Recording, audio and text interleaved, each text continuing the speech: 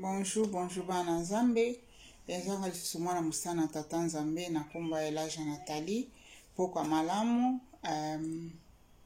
journée malamu, tongo malamu, butu malamu na place ntu boza okazia koyeba kotala nga mwana musana tata Nzambe. Na isu kokabola bolamu na binu bokulamu na Nzambe na binu elongo. Tiete na bonde la tata Nzambe. Merci Dieu le Père, Dieu le Fils et le Saint-Esprit Seigneur. Na neto na commission tata Nzambe. Merci pour na bolamu na muntu moko na moko oza okazia otala video au Seigneur. Merci pour na bolamu na bomo na nga pe na libota na nga mobimba Nzambe na lola. Na tondi o Nzambe na lola pour na humanité mobimba Seigneur notre Dieu mobate mopesi na pe mazali nyoso na biso. Tikete kimia na Nzambe pa ebatela libota moko na moko batela pe mutu moko na moko Seigneur akoyeba koza okazia kotala video oyo. Na sengu na kombo na Yesu Kristo Masia azali mokonzi bateli na biso Saint-Esprit soit contrôle na ngai soit contrôle na on tande ko partager na bana na o revela kingai. Na sengu na kombo na tata pe na mwana pe le santo amen. Bonjour, bonjour bana Nzambe, bonsoir bana Nzambe. Ezanga lisusu mwana musana tata Nzambe na kombo na Nathalie a Elijah. Openga nga Nathalie Elijah be obengi nga Elijah Nathalie eza malamu mingi tata Nzambe asalaki nga ngola changeaki kombo na nga na Maria na Elijah Nathalie. Na eko kabana bino mbosime bolamu oyo ezali nazo yango lelo le 12 4 mois 2022 nazo bolamu au vers 5h du matin na osenga na bandeko o batala ba video soki boyebi kote bozana mo ba contact na mokonzi ya mboka na mboka Congo pardon na bino bana Nzambe naza nanga mutu pamba Nzambe osalanga kangolo boyeba kokomisa message oyo message yango zali na kende straight we na point a message oyo message nazo yango lelo na ba 5h à tongo ba 4h à tongo le 12 4 mois 2022 pona mokonzi na mboka ezali pona toto wa mokonzi na mboka. Na moni mulimo na nga Nzambe bimisi mulimo na nga na mimoni na kayamba soda na mboka Congo. Oui ezalaki précisément na mboka Congo na kayamba soda. Na moni ba soda bakangi soda moko aye pembe na ngai akangi biloko po neti kokena guerre nde ba soda bakendaka guerre. Na moni nga pe nakangi biloko moko saki moko ezalaki ya ngai moko ezalaki ya soda. Na yebi ndeni Nzambe sola na ngai. Wana ezalaki neti na entrée ya camp. Sikolia na komi na katikati kotambola. Na moni bato misato bazolia na sani moko.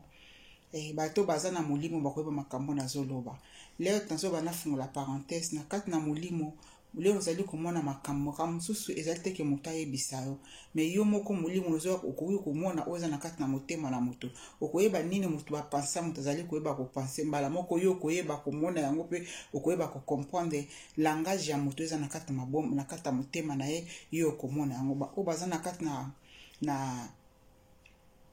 relation makasi na Nzambe na kati na mulimo koyeba ngo ezali tsoko moni niti mulimo mabe okoyeba mbala moko oza mulimo mabe niti soki nkolo Yesu Masia bimelo koyeba mbala moko mutu to ka oyebisa ta na munoko yo moko mbala mona kati na esprit na yo ekososolisa ezali tata Nzambe ezali nkolo Yesu Masia ezali ba ange ezali Nzambe mulimo mo santo mulimo koyebisa toko mokomona mutu mususu bona kati na mulimo osengeli te mutu na ebiso makame yo moko mulimo ne koyeba komona nini eza na kati ba pensée mutu pe nini eza na kati na motema na mutu na kangi parenthèse na ngai na mona ki lelo na puto na batongo ba 5h nini message o ezali pona mokonzi na biso ya mboka bo komisa message o baza na ngolu ya koyeba kosola na tout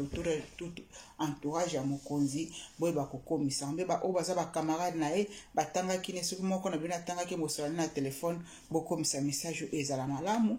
pona corps du Christ.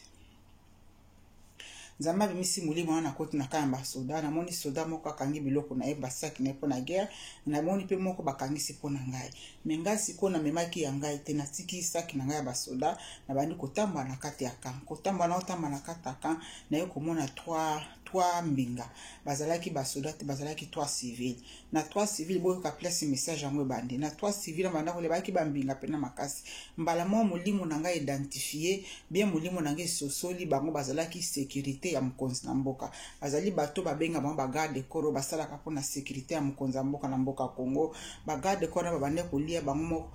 misato na sani moko kolia bazolia na bango misato na kati na sani moko babande ko selamante na kati na motema na bango bazo selamante nga bina bango kwani bozolia na sani moko bino batata mibimba babi mama apesaka biso biloko mokie kaka apesaka biso biloko mingi te nga bisiko mama ngo azali balakisinga mama ko na kuzi nga bibotika nga pena kendo sengela bino biloko abi mama toki ko sengela biso biloko awabakisela ne biso biloko te donc apesa biso biloko amuke lesiko bandi koloba nga bon kaka na kati na révélation na kaka na kati na ndoto wana nazomona na kati na bango bazoselama te tozosala mosala makasi tozosala mosala malamu mpona sécurité ya mokonzi me mokonzi afutaka biso malamu te bango bafungoli minoko te me nga na nzambe asali nga ngolu nazoyoka nini eza na kati na motema na bango nazomona bapense na bango mpe nini eza na kati na motema na bango mba moko naye kolamuka ngabi o makamini na mondi bo sikoyo na bandi kopuna tata nzambe bakesio nde natunaka sikoyo elakisi nini o bazosala sécurité mpona tata mokonzi na mboka na biso na Congo bazoselama te mingi namonaki bagarde misato bazolia na sani moko bazolia kaka misuni mibale ngabi bongo bino mikolo bazolia bazolia misuni misato bayaki bato misato ngabi normalement fallait batia moto na sani na ye biloko ndeni bino ba mikolo bazolia sani moko abi toliaka kaka sani moko boye ngabi kasi bokende bo babakisela bino babite mama apesaka biso ka biloko boye wana elakisi nini boyokanga malamu bato bazosala sécurité tout autour ya mokonzi na mboka baza happy te baza na esengo te bazoloba kati na bango bazosala mosala makasi bazosala mosala malamu salaire na bango o mokonzi azali kofuta bango bazosepela nango te bazosepa na salaire wana te ezali malamu te na kosenga na bino oyo bayebi na papa mokonzi ayeba kobongisa salaire ya basoda ayeba kobongisa salaire ya ceinture ya sécurité na ye mpona wana bamisato deja bazali koselama te kolinga te kotika batano kofuta bango malamu te soko kofuta bango malamu te makanisa mabe kokotela bango parce que bazalaki na mawa bazolia bazoselama te bazolia bazoregrete bazoloba ke non musala tosalaka musala malamu tozosala musala malamu me musala ya pasi me mbongo bafutaka biso malamu te parce que babanda kolia biloko wana nde molimo ezoexpliquinga bazolia batata ngefali tata na tata liaka sali na ye me bango bazosala musala sécurité mbongo bazofuta bango ya salaire bazosepela nango te balobi mbongo ezali mbongo moke soki bokozwa message bokomisa mpa mokonzi na mboka po tabongisa salaire ya bato basalaka sécurité na ye salaire bazala bato batambolaka nzinga na ye eza malamu mpona sécurité na ye moko wana ezalaki message oyo nazwaki lelo na butu na bavere ba 5 et 12 4 mois 2022 montoni otayebi contact ya mokonzi be baoyo to botalaka ngai soki boza na bapoche kote kuna bokomisa message oyo ezala malamu apres sala sikoyo na moi natuni baquestion esilile nazwi baexplication nyonso tu oyo mpe ekobakisaka na kati na molimo na ngai keno mokonzi na mboka na biso fu baluka bato basalaka sécurité spirituelle aluka mpe bato moko bo babondela kaka mpona ye mpo sonisi likambo elingi koya to totura basécurité na ye be bato balingi kosala ye mabe bato wana oyo babondelaka mpona kati na molimo nzambe akoyeba korevele bango mpe korevele basentinele mosusu mpo te message ekoma epa na ye tata mokonzi na sécurité physique me tata mokonzi na biso mpe aluka bato basalaka sécurité spirituelle banana basalaka sécurité spirituelle aluka basentinele ya solo aluka bato mabondela ya solo po basalaka mosala na bango kaka nini babondelaka mpona sécurité na ye sécurité physique eza malamu toluka mpe sécurité spirituelle oyo akoyeba kozwa message oyo bokomisela yango epai ya tata mokonzi oyo nde nzambe alakisaki nga lelo na suki wana mpona message oyo message ya mibale ezali lisusu mpe révélation nayebaki yango te na mois de juin na 2021 nalalaki na butu mbala moko nayoki molimo ezoloba kati na ngai vers ba 4h-3h molimo ezoloba kati na ngai yo okufa nga na binga na kufa te nga be nga na kufa ndeni ezoloba na nga pina clairement nde bazoloba nde bino bozoyoka ngai yo okufaka nga na binga na kufa te nga naza na bomoi nga na kufa te mba moko na lamu nga be o esprit de mort be esprit nini ezoloba na nga kingona nga naza mokufi te nga naza moto na vivant mbala moko nayoki esprit soki bandi kovana deja nasi na lamuki boyoka ba révélation malamu oyo ezali kaka bolamu tata nzambe azali kosala na ngai mpo te nakabwa na bakretien nyonso to mpo te nakabwa na corps du Christ nyonso mpo te nakabwa na bana nzambe moko na moko na se na moi sikoyo nila na lamuki na bandi kotuna ngai nakufa te na bandi ngai nakufa te ndeni na esalaki nga mwa mamuki nga be ndeni nga naza bomona nazopema nazotamba nazolia nasi naza ya kokufa nasi nakufaka sikoyo molimo mpe bandi sikoyo koexplike nga boye ke non yo kufa ngala bina kufa na ngate na za na bomoi siko molimo bandu ko yebisa ngai ba chrétien moto nyonso to ndimela Yesu Kristo Masia mokonzi mobikisi okufaki elongo na Yesu Kristo Masia liyonga na yo oto ndimela Yesu Kristo Masia mokonzi mobikisi koyu babaka ki Yesu nikulusu Masia na le babaka ki Yesu Kristo na kwa ngana yo pe tozalaki na kwa wana leri Yesu akufaki akataki motema na kwa ngana yo pe tokufaki elongo na Yesu na kati na kwa wana leri Yesu asekwaki azwaki résurrection ngana yo pe tosekwaki elongo na Yesu toza na bomoi ndeni toza na bomoi tozali na kati na Yesu parce que Yesu ayeki na se na moi eza mo eloko moko difficile po comprendre ngo Yesu ayeki na se na moi pona kobikisa ngana yo siko koya Yesu ayeki kokufa na ekulusu pona masumu na biso nyonso tu bato na masumu le Yesu akufaki na ekulusu babambaki basete na ekulusu babambaki pona biso nyonso tu bana Nzambe tokufaki elongo mutu nyonso andimala Yesu Kristo Masia mokonzi mobikisi okufaki elongo na Yesu na ekulusu pe osekwaki elongo na Yesu Kristo Masia leri Yesu Kristo Masia asalaki leri ressuscitaki babenga ngo résurrection après 3 jours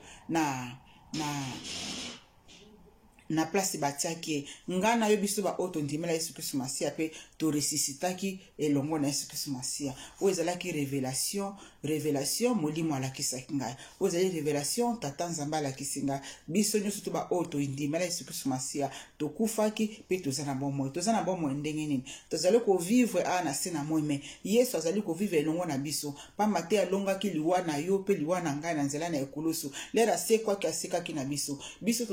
tozali kaka milimo na kati na nzoto lera nzoto ekokufa biso ba oto resistaki na Yesu tokendo okuta na Yesu na mboka na lola o ezalaki révélation tata Nzambe apesaki ngai na te makambo soki komami na Bible moto nyonso to koyeba kotanga makambo oyo kokufa oyo biso no tokufa tondimela Yesu Kristo Masia tokufa ke longo na soki eza na kati na Bible parce que na yebi na nga Bible mobimba te o ayebi ke eza na Bible bia mona makambo na kati na Bible otiela biso verset kuna toyeba kososola toyeba kotanga ezala bolamu mpona corps du Christ nyonso to o ezalaki moke na yiki na kopartage na bino lelo tosepela o nena ndimela Yesu Kristo Masia te ndimela Yesu Kristo Masia po tozwa lobiko na po tozwa bomoi na se kozwa bomoi ya libela na libela biso ba o tokufaki na Yesu Kristo Masia pe toseko ne longo toza na bomoi ya vie éternelle après vie o tozovivre na se na moi leo tokufa nzoto o ezali mabele biso tozali nzoto o ezali mabele esprit ndezali ko vivre kati na biso no tozali na se na moi tozali milimo tozali milimo tovana na kati ba enveloppe amo ezali nzoto corps physique o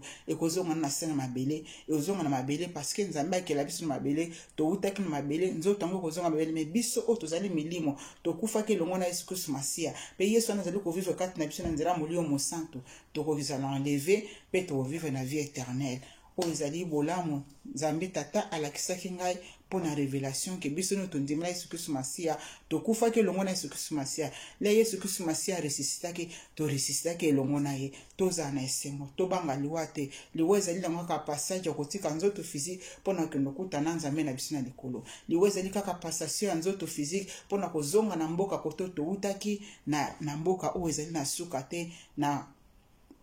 mboka na tata Nzambe place toutaki tokozala kuna siècle de siècle pe éternellement na vie o tozanga na se na moi ezali kaka vie ya mokuse o na yebi Yesu Kristo Masia te ndimela ye landa ye se repentir tubela o zwaye aza o ndima ye mokonzi pe mobikisi na yo ye akobikisa ye azali na bomoi o esilaka te boye o ezalaki bolamu tata Nzambe apesaki ngai na mois de juin 2021 biso ba ono tondima Yesu Kristo Masia tozalaki bakufi bolimbisa ngai kosekwa Yesu asekwaki tosekwaki pe elongo na Yesu Kristo Masia oyo bolamu tata Nzambe apesaki ngai depuis juin 2021 mais naye kopartage nango lelo lere nazwi bolamu oyo tata Nzambe alakisi ngai lelo na mpona sécurité ceinture ya sécurité ya mokonzi ya mboka na biso Congo toyeba kobondela mpona ye tata mokonzi ya mboka Congo mpe bakofuta na armée mbongo malamu salaire malamu parce que bazali koyima pe ceinture na ye ceinture ya sécurité ya mokonzi ya papa mboka na mboka Congo bazali koyima na kati na motema biso tozali kaka basentinelle biloko pamba bino ba oyo bokozala na bangolu bie bozali na baconnaissance na bato wana bokomisela biso message ekozala malamu merci bana Nzambe botikala malamu na tiki te na bondela nzambe na lola papa na Israël merci pour na révélation surtout ngande na po to la kisanga makambo o ba ebite nzambe na mikitisi na tiki bobetse na sena makolo na yo na tiki mokonza biso mboka Kongo na maboko na nzambe batela bato bazali kosala sécurité na ye nzambe longola makanisi mabe pe bapasa mabe na kati na bato wana nzambe na lola yo ndo batela mokonzi ya mboka na biso Kongo pesa ye kimia sagesse intelligence pesa ye boni ya koyeba kotambwisa mboka yesu tinda mapinga na likolo bakomando nzambe basala pe sécurité ya molimo merci Dieu le Père nzambe na Israël batela moko na moko bana na ona sena moyo o nota ko lwa message au Seigneur batiango en pratique bayeba yo zali nzambe yuvandi kati na biso na nzambe molimo santo pe tokufa ki tosika ke longo na Yesu Kristo Masia Seigneur merci pour na molamu na tikete molingo na nzambe e batela moko na moko pe couvrir moko na moko merci Dieu le Père Dieu le Fils et le Saint-Esprit netela malibela na ebela nzambe na Israël netela malibela libela mokena likolo na se tosengi na kombo na tata pe na mwana pe molimo santo amen amen amen merci bana nzambe botika malamu bye